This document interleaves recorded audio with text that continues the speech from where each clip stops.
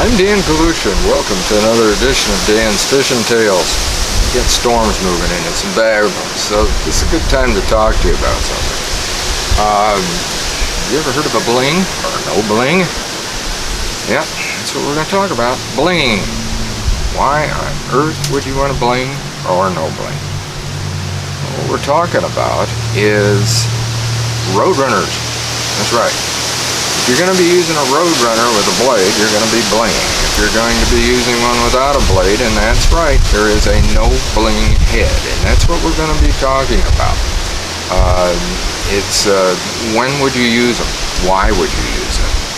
Well, for one thing, a good jig head on something like a finesse worm is ideal without a spinner blade, which your normal road runner has. So why wouldn't you just want to use something like a bee fishing H2O precision head, which I do, I'll use those, or a new Blitz that they have that's a swim bait head, which is basically for swim baits. So what are we talking about? Well, I'm going to show you.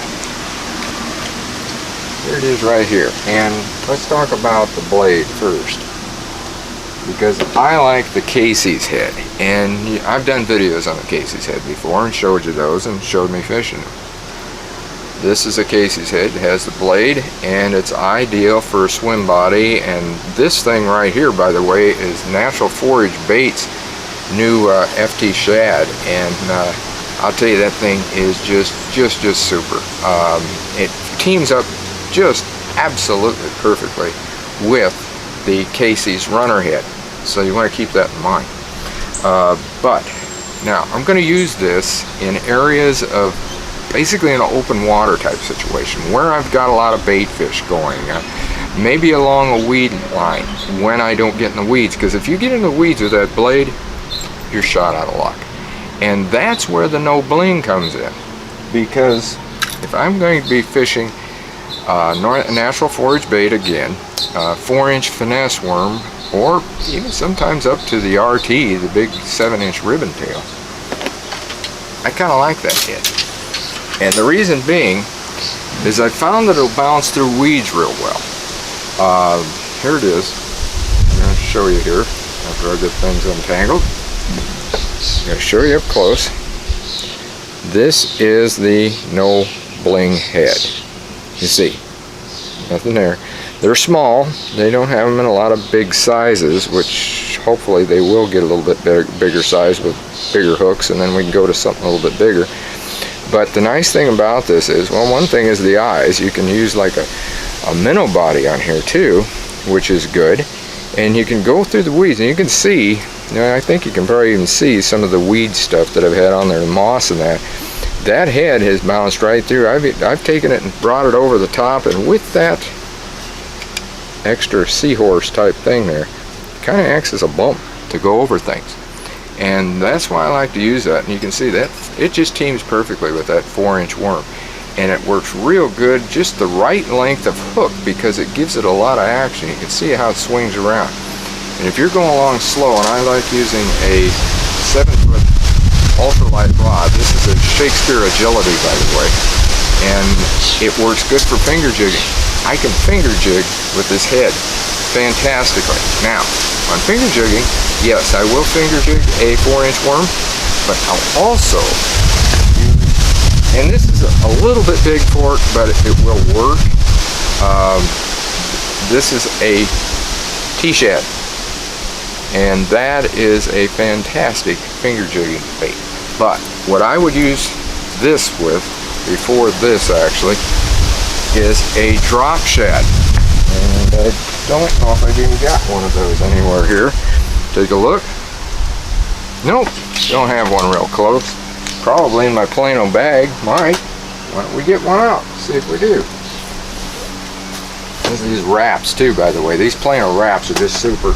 I've got all my jig heads down in there in a rust restrictor box, by the way, too. That way it keeps the hooks all nice and without rust and what have you. That's my Blitz jigs in that one. Here we go. Okay. Now, we'll look up a I've got all my T-shad right here. That's what's nice about these, is because you can look in here and see what you've got. And these are the drop shad right here. In fact, I'll pull out one of my favorite colors. It's a green shad. Company knows I'm absolutely nuts about green shad. That's one of the best colors I can find. That and baby bass colors. There it is right there. That's a drop shad. That thing is fantastic with that No Bling head. You put that No Bling on here, you team that up on there, and you finger jig that with this tail. It's constantly bouncing, going along like that. And if you're in a situation of some shiners and that sort of stuff on feeding, I mean, you're really going to get into some fish. There's no doubt about it. Have a lot of fun with that ultralight rod besides. And by the way, I use nanofill line, and probably no more than 10-pound test. It makes it better for casting these, and also finger jigging, you're better off with the lightest diameter, and that's what's good about nanofill, because it does have a smaller diameter line. But again, the Bling and the No Bling,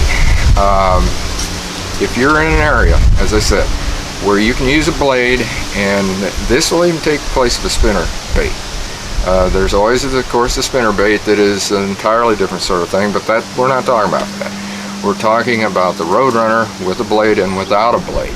And if you get into a situation of, well, such as I've talked about here, you know, make sure that you've got some of these No Bling heads, these Road Runner No Bling heads. They're great, they're fantastic, and you really want those as that extra kick into your arsenal, because there's always something different that just might trigger those fish into hitting.